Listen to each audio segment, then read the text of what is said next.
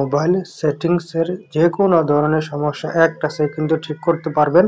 আসসালামু আলাইকুম এভরিওয়ান, আজকে আমি আপনাদের মাঝে আরেকটি ভিডিও নিয়ে হাজির হয়েছি। ভিডিওটি হলো মোবাইল সেটিংসের যে কোনো ধরনের সমস্যা একটা সেকেন্ডে ঠিক করতে পারবেন। যেমন ধরুন, আপনি ইমোতে কল আসছে, স্ক্রিনে শো করতেছে না, হোয়াটসঅ্যাপে কল আসছে, স্ক্রিনে শো করতেছে না, কথা শুনতে পারতেছেন না, নেটওয়ার্কের সমস্যা, উল্টাপাল্টা টিপার কারণে নোটিফিকেশন অনেক আইকন চলে আসছে, সেই আইকনটি আর বন্ধ করতে পারছেন না। এই সকল সমস্যা কিন্তু এক টাচে সমাধান করতে পারবেন। এটি কিভাবে করবেন আজকে আমি আপনাদেরকে এই ভিডিওতে দেখিয়ে দিব। চলুন তাহলে কথা না বলে ভিডিওটি শুরু করি।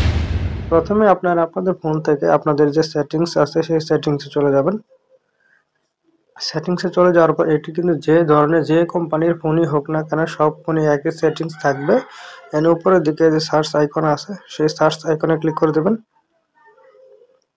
সার্চ আইকনে ক্লিক করে দেওয়ার পর এখানে আপনারা সার্চ বারে লিখবেন যে রিসেট অল সেটিংস, লিখে সার্চ করবেন। সার্চ করার সাথে সাথে আপনাদের ফোনে কিন্তু এরকম একটি সেটিংস চলে আসবে। এখান থেকে সেই সেটিংসের উপর ক্লিক করে দিবেন।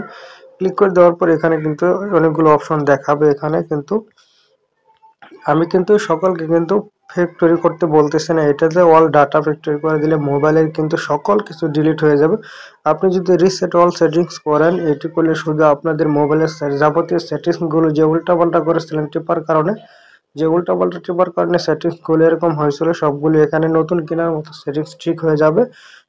মোবাইল থেকে কোনো ধরনের ডাটা কিংবা ছবি ভিডিও কোনো কিছু ডিলিট হবে না।